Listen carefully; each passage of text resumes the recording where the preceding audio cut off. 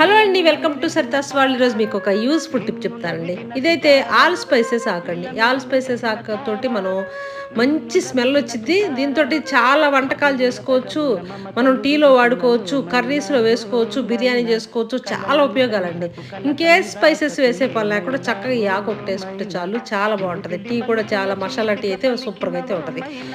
మనకి ఈ ఆకుతోటి mineral water కంటే మంచి వాటర్ తయారు చేసుకోవచ్చు. మన ఇంట్లో వచ్చే వాటర్ తోటి మనం ఈ విధంగా చేసుకున్నామంటే, మనకి ఎటువంటి క్రిములు లేని వాటర్ మనం తాగొచ్చు. సూపర్‌గా అయితే ఉంటది. ఒక లీటర్ వాటర్‌లో ఒక్క ఆకే ఏసుకోవాలండి.